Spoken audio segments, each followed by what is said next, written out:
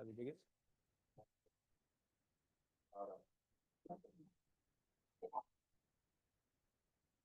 Okay, well, hello everyone, welcome back.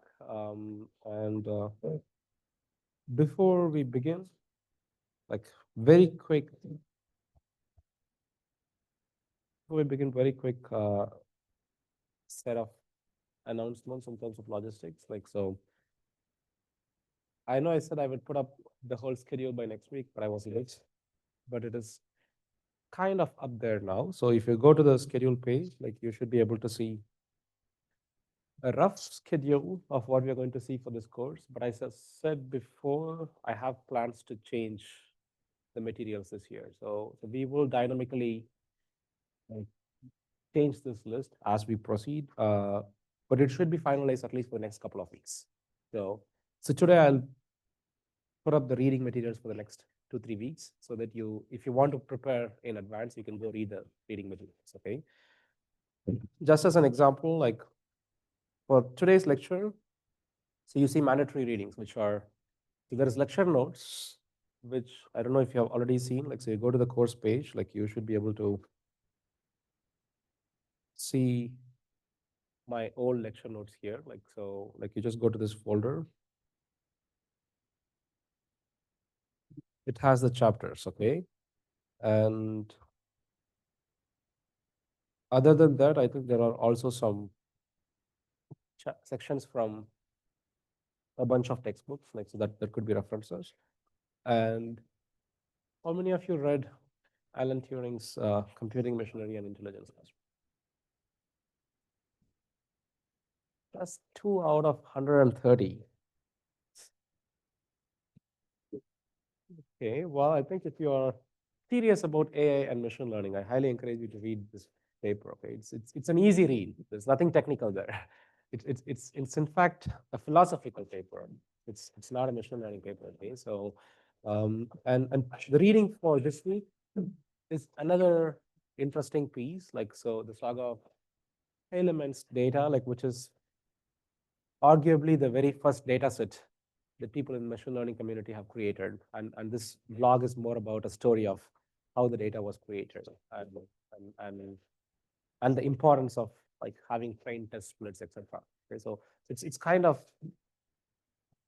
useful, like background, which I thought would be nice for you to read. Okay.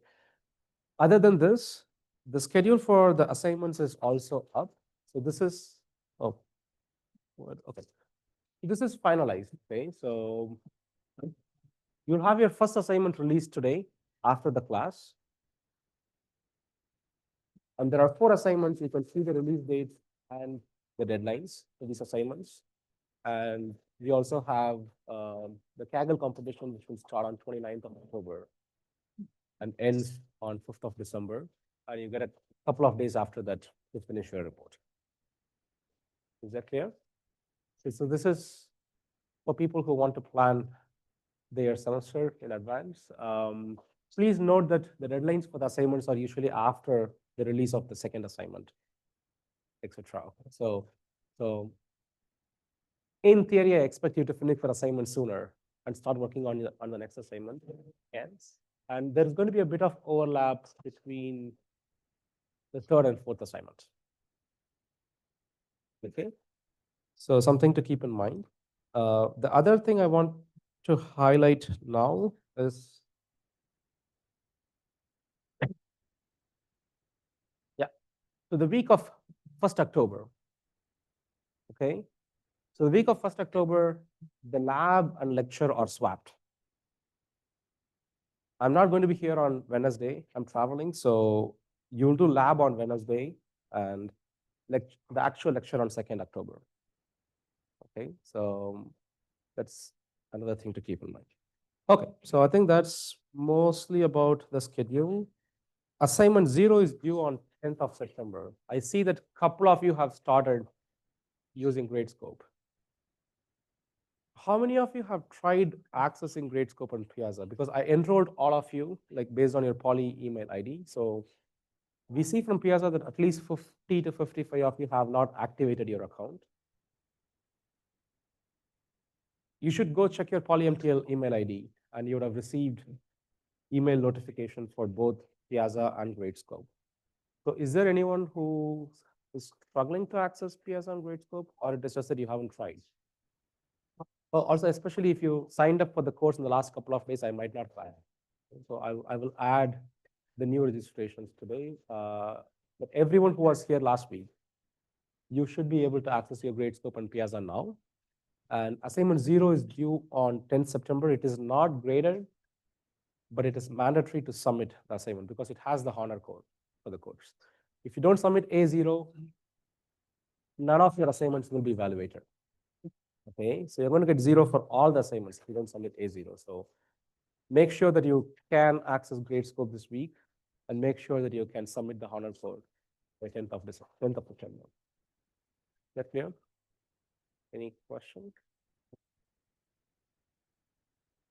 I haven't updated the tutorials section before the class. I will do it after the class, but we do have another tutorial tomorrow. Okay, so we'll have something every lab week. So as I said in the beginning, it is mandatory to attend the lab sessions. So tomorrow's tutorial, I think, is going to be on using pandas for data manipulation. Okay, so it will be done by David. I will add the information and also the collab tutorial, everything today, so that you have access to it before the class. Is that clear? Any questions before we begin? Let's start. Okay, so what did we do last week? This will stop, right?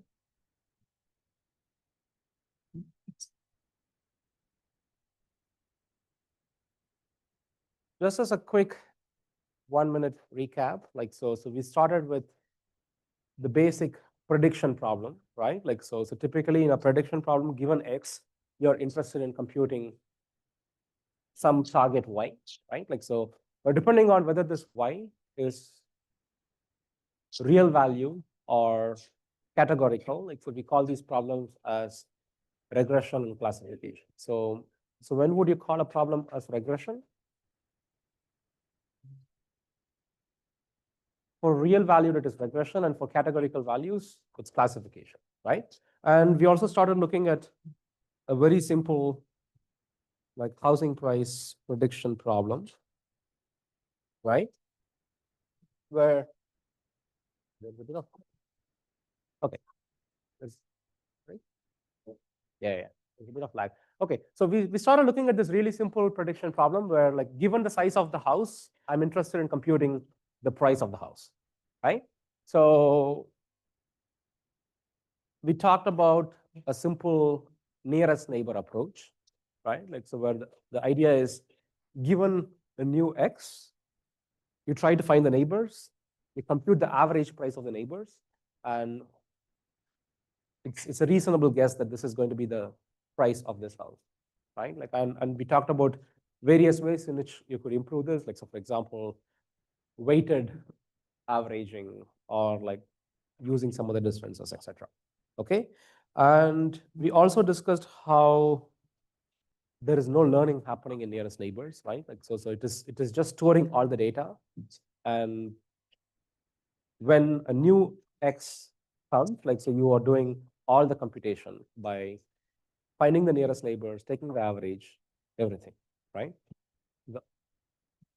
It's a bit. Okay, let's see if this is better. Okay, so then we move to a model-based approach where the idea is, given the training data, can I learn a model of this data so that given new X, I can just apply this model and make the prediction, right? And the simplest model that we started with was the linear model, which is basically W0 plus W1X. It's a linear model because this is basically modeling the line, right? And we talked about how W0 and W1 here are the parameters of the model, right? So typically we want to learn these parameters from the data, right? So given the model and the data. We are interested in learning the parameters, W0 and W1 of the model. And to learn the parameters, why is it lagging today?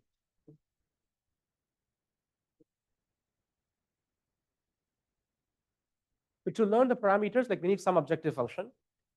So one of the objective function that we discuss is, okay, so how about I try to minimize my model's prediction, the gap between my model's prediction and the target, right? And we discussed how this looks a bit more complicated than like what it should be ideally, like because I'm squaring it and I'm also dividing it by 2, but then it doesn't matter, right? Like, so like squaring is not going to change the solution. Dividing by 2 is also not going to change the solution. So for now, we are going to use this error function. It's called least square error function. And we are interested in minimizing this error function with respect to W.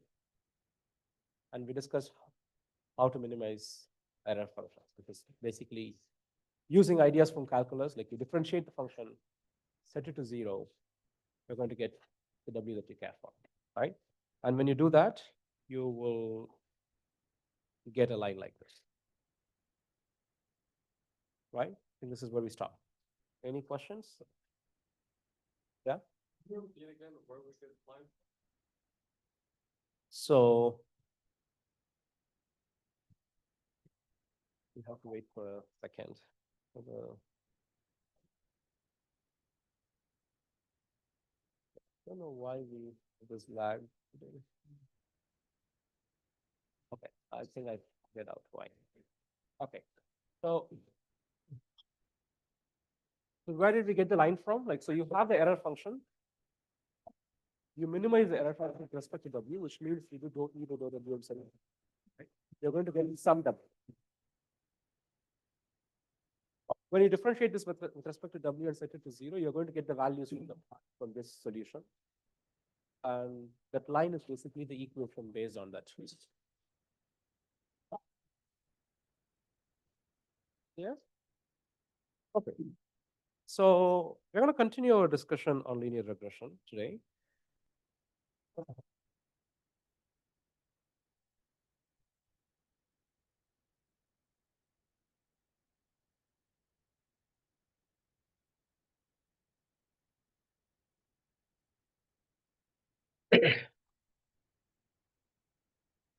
So the model that we have like that we're using so far is basically y hat of x given the parameters W, which is just W0 plus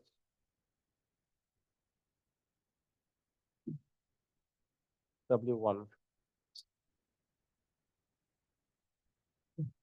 right? So just give me 1 second. I just fix this lagging.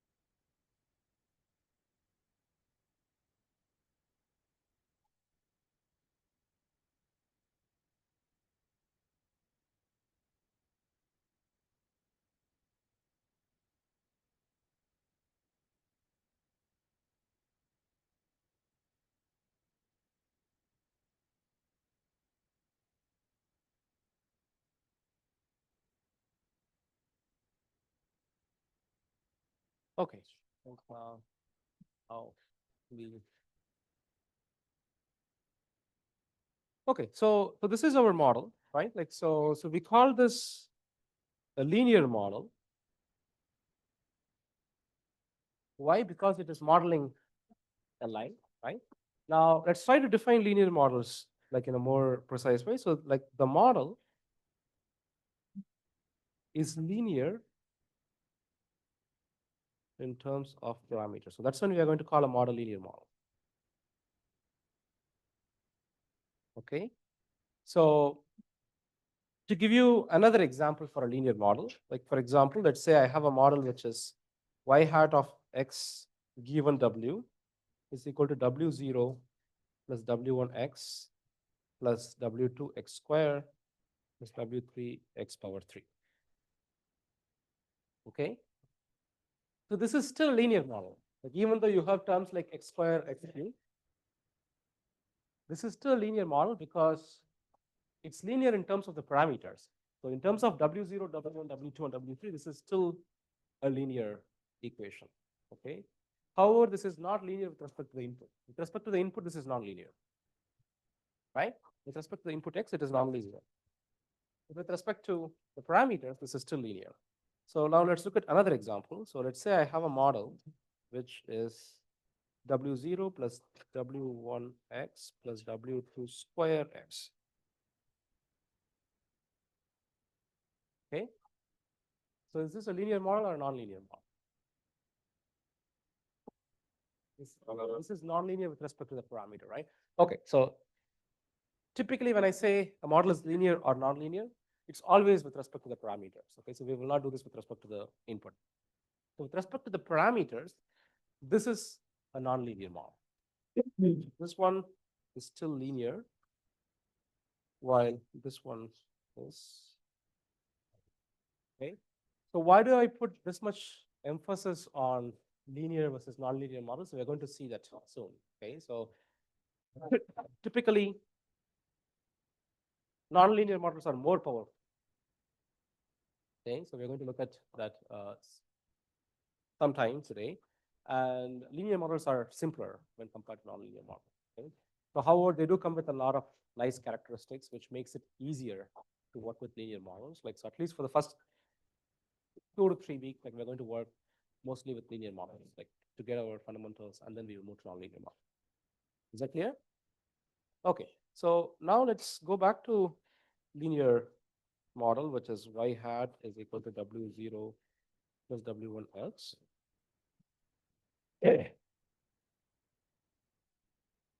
So I want to solve the minimization problem, which is something that we did not do last week, right? Like, so last week, I told you this is the least square error function, and if you minimize this error function, you're going to get a line, right? So how do we get that line? Like, so how do we start from the error function and minimize it with respect to w and get a line, right? So before we try doing that, we're going to switch to like what people call as vector matrix notation.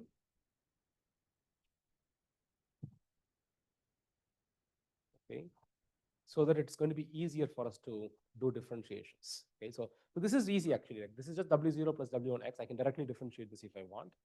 Imagine I have a much more complex model, right? Like so like we want to write it in as compact way as possible. Okay, so this is how I'm going to convert this. Like so, y hat is given by, let's say, w0 times 1 plus w1. Okay, so I'm just multiplying w0 by 1.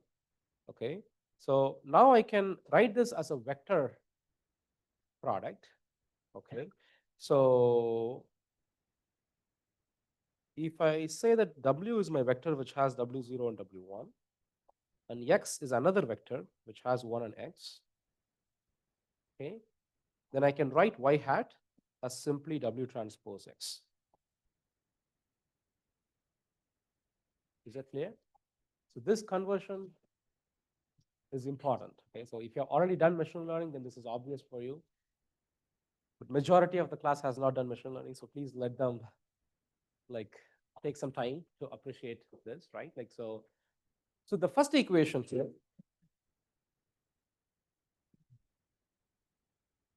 this is an equation on individual parameters, right? So w0 plus w1x. However, this equation is equation on vectors. Like so I have a w vector, an x vector, and I'm just doing W transpose X, which is going to give me one number. Is that clear? Any question? So now, given X, all you have to do when you implement this, you are going to do this implementation in your assignment, okay? So given an X, all you have to do is to append a 1, make this vector. You are going to have this W vector, actually, let's say if you're using NumPy, you're going to make this a vector 2. And you're going to do W vector transpose times X. Is that clear? Okay, so now I have made the model like basically I have converted the model equation into some sort of vector notation.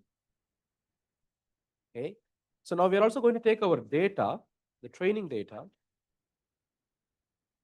and convert the training data into a data matrix. Okay, I'm going to take my training data and let's say the entire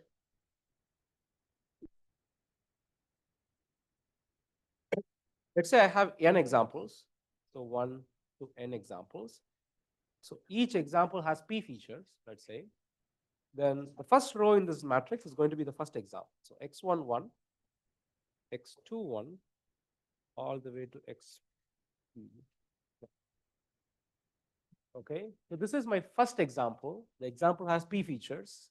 Okay, and the corresponding y is in this vector. So where like this is basically y. Okay, so I'm going to stack all the n examples into this matrix. So the second row is going to be x1 for the second example, x2 for the second example, xp for the second example, by 2, and you do this up to x1 for the nth example, x2 for the nth example, xp for the nth example, y.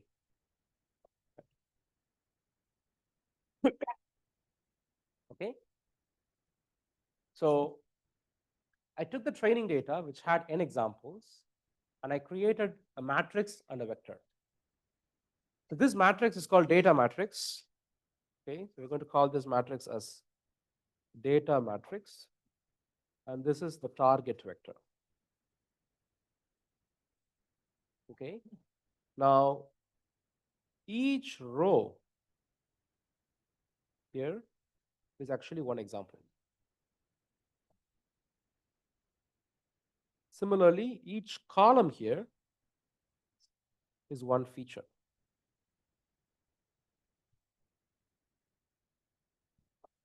Okay, clear? Now, what is the size of this data matrix? What would be the size of the data matrix? Right? N times P. What is N? What is P?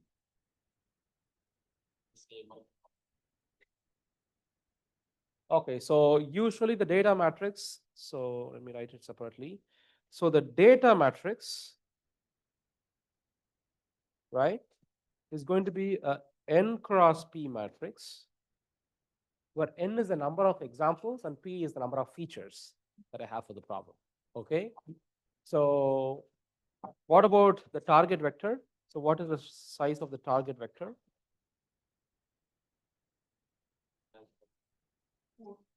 N times 1, right? Like so, it's a column vector, so it's n times 1. But n is the number of examples, right? Now, what about the W vector? So someone else. So what would be the size of the W vector? Yeah? P times 1. So the W vector is going to be P times 1, where P is the number of features, okay, times 1. Okay. So given W, okay, and the data matrix, I can compute models prediction for the target by just one compact equation now. So I can just do y hat is equal to x times w.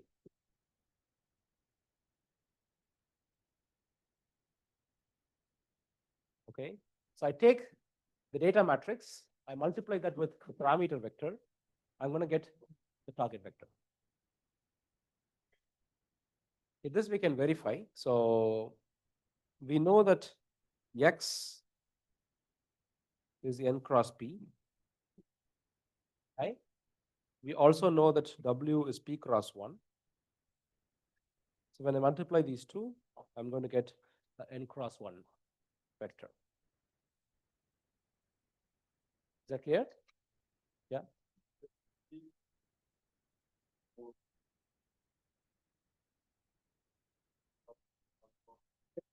Yeah.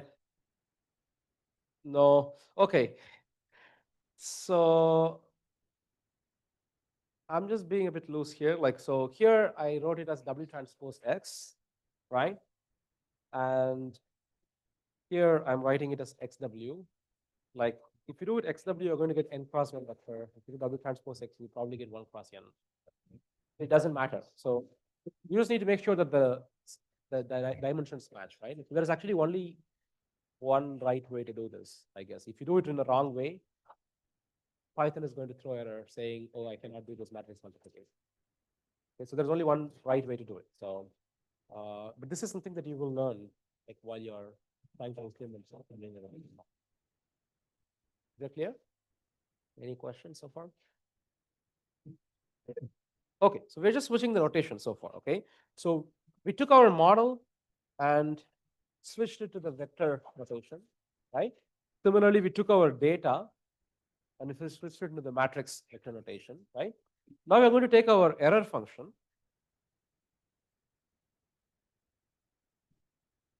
The error function.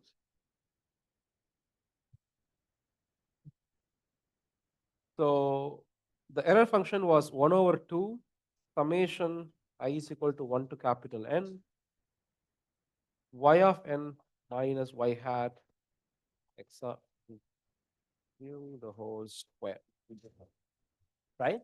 This was my least square error function. Now I want to write this as well in the matrix vector notation. Okay, so I can write this as E of W is equal to 1 over 2. Okay, let me write the equation. I'll let you take a minute to get convinced that they are both same. Okay, so this can be written as y minus xw transpose y minus x.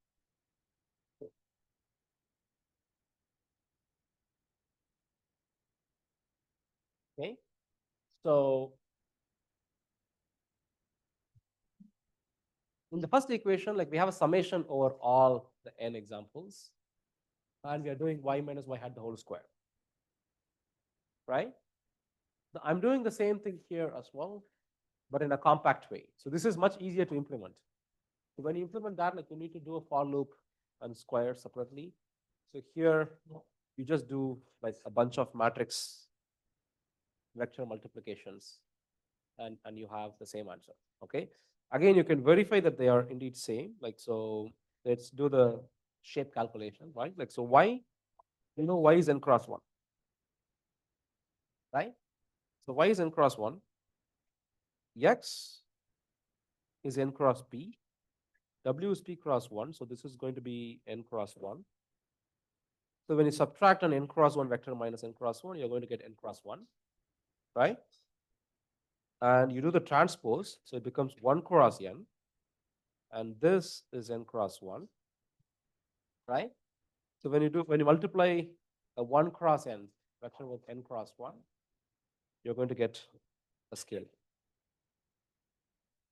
So essentially, the summation is happening implicitly here. Okay, so you do this matrix vector multiplication, you're going to get a single number, and that is the error function. Is that clear? Any question? Yeah. In the first notation, are you going over I or over small n? Oh, okay, that's a mistake. So it's n is equal to. Okay. Was there another question or thing? Okay, so now that we have converted everything into matrix vector notation, I think it's going to be easier for us to solve the least square problem. So the solution to least squares problem.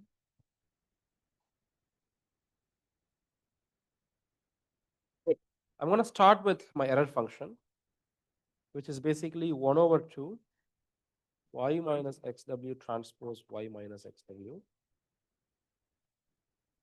Okay. I'm going to differentiate this, set it to 0, and find the value for w. Okay. So this is matrix differentiation. You have to be careful with the shapes, but it is not very different from like a simple variable differentiation. Okay. So you can consider y minus xw transpose y minus xw as simply y minus xw the whole square. Right? So what would happen when you differentiate y minus xw the whole square?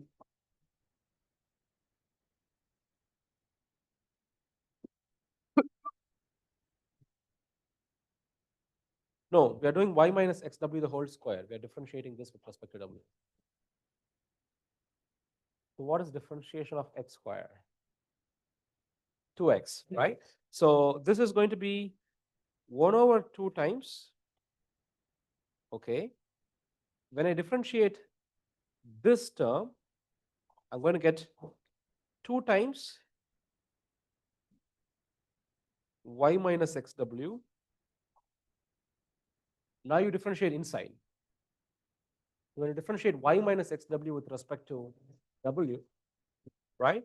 So it's going to be 0 minus this, right? So you have a minus, and the x will go here. Okay, that's the non-trivial part. Like, so x fits only one right place. So this you will learn by reviewing your matrix differentiation. Okay, so now these twos cancel. This is equal to 0. So minus x transpose y minus xw is equal to 0.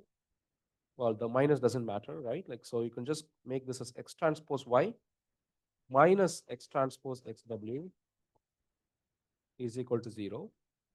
So x transpose xw is equal to x transpose y.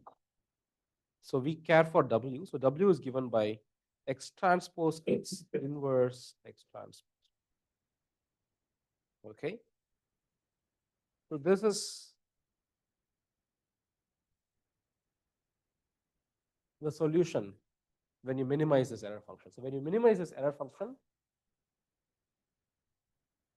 the least error happens when w is x transpose x inverse x transpose y. Is that clear? Any question?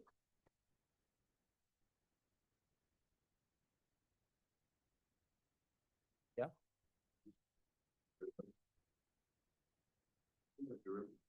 Could you just mark it?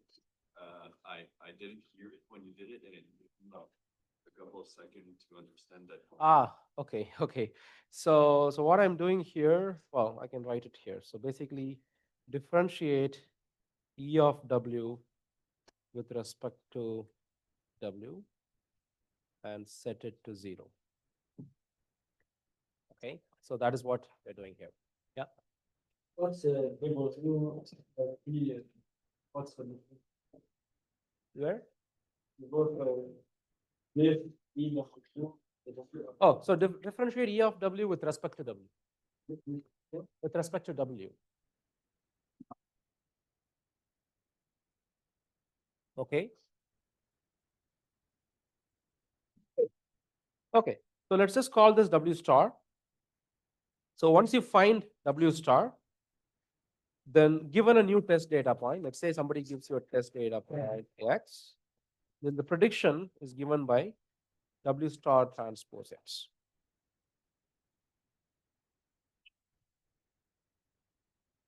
Okay?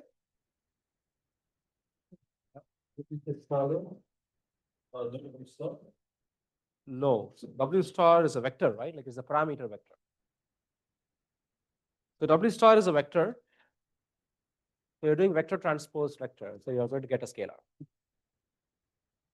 Okay? So if you do this, This is the line you're going to get for the problem that we started with last week. And here I have also plotted the test data points. Okay, so you see the training data points, which are in blue color. We're also checking the test data point. Okay, so as you can see here, for the test data point, it's doing a decent job, right? There is still some error. Like, so you see here, there is still some error. But we are just fitting a line. So obviously there's going to be error. No? Yeah.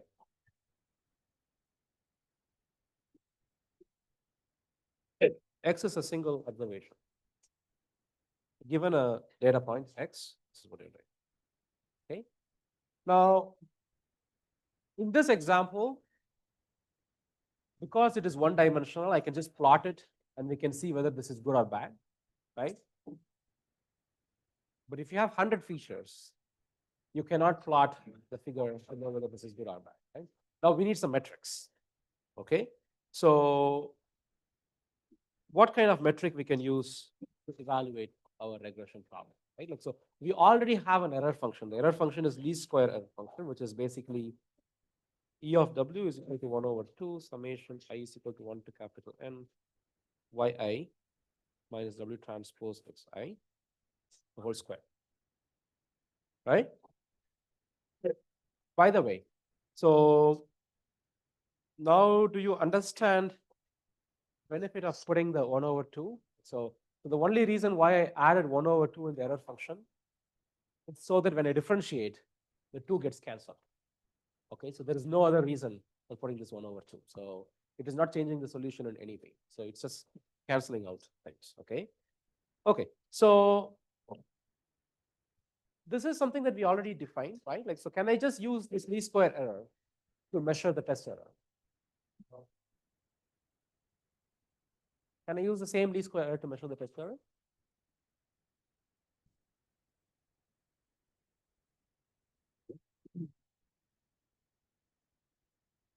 So can I use this error function to measure the test error? Is there any? No, Yeah, why? Why? if you don't have why is it why? Oh, no, no. When you're evaluating, you will have access to the real Y, right? Like, so we're talking about evaluating the model. So after you finish the training, like, so now you have the test set. You're going to give the test set X as input to the model. The model is going to make some predictions, right? So can I just compute least square error, like, and use that as my evaluation method? Yeah. It's not the same unit, right? Like, it's in squares. So if it is telling me that, oh, the test error is 500,000, that's not the dollar value actually, right? Like, it's actually the square of the prediction, right? So there are a couple of problems here. The first problem is this is not in same scale. Okay. So the other problem is there is a summation. So it actually depends on the value of n. If I have 100 examples in my test set, I'm going to get some test error. But if I have 1,000 examples, the test error is going to look bigger, right? Somehow this is not standardized. So typically, we would try to avoid both these issues and have a standardized metric for regression. Okay, so one of the most popular metrics for regression is called RMSE, okay, which stands for root mean square error. Okay, so what root mean square error is going to do is RMSE is, I'm going to take the E of W, right? Now, because this is summation over n, I'm going to divide this by n so that it is not dependent on any anymore. And it is in square, right? Like, so we want it in the same scale. So just take a square root. Is that clear? Yeah. I don't really understand why the square root. Well, you want the error to be meaningful, right? Like, so if the error is some number, you should be able to associate that number with the problem. Like in our case, like we're doing housing price prediction, right? Like ideally, we want the error to be in the same range as the price of the house, right? But this is in price square, right? Now, for the current problem that we have, right? So if I compute RMSC, so the training RMSC and test RMSC for the linear model is approximately this. Okay, so the exact number doesn't matter. Like, so like what this means is when I fit a linear model here, okay, so the error is in the order of $50,000. Okay, it is off by $50,000. So, well, it's decent, but still we don't want 50,000 off, right? Like, so like we want models which are even more accurate and like something that would predict as good price for the house as possible, right? Like, so which means we need to improve the model further. Is that clear? Okay, so now let's summarize what we have seen so far, right? Like, so we have done one complete pipeline of a simple machine learning algorithm. Okay, so summary, we're doing linear regression here. The model that we are using for linear regression is simply y hat is equal to w transpose x. The parameter of this model is w. Now, to learn the parameter, we need some objective function. The objective function that we chose was 1/2 y minus xw transpose y minus xw. Okay, and when you solve this objective function, the solution that we got was x transpose x inverse x transpose y. The metric that we are using to evaluate is simply RMSC, which is 2 times the error function. Well, I forgot to put a 2 there. So because we are dividing by 2, right, we can also multiply it by 2 just to cancel out everything that we did in the least square. Is that clear? Any questions?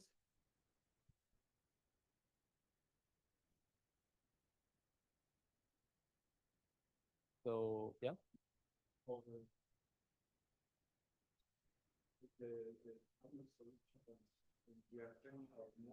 Yes, so in this case, okay, couple of things about this W star, okay.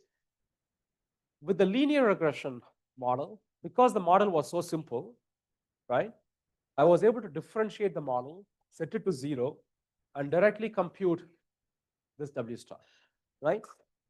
So the training is really simple. Like, you don't need to do a lot of work during training. All you have to do during training is to compute these x matrix y vector, compute this equation. That's it. Okay. At inference, you're going to use this W star to predict y given x.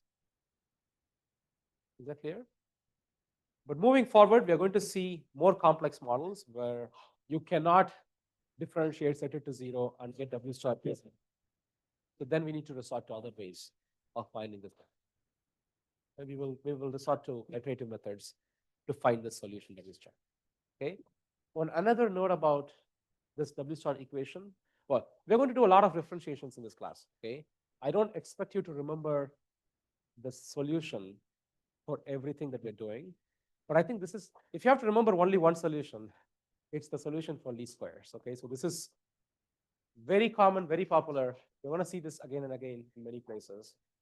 So I highly recommend that you go home and try to do this differentiation by yourself, and you should be able to, you should be comfortable enough to arrive at the solution, and also remember that for least square, the solution is x transpose x inverse. Okay. Okay, so maybe let's stop here for a 10-minute break, and we will continue after all.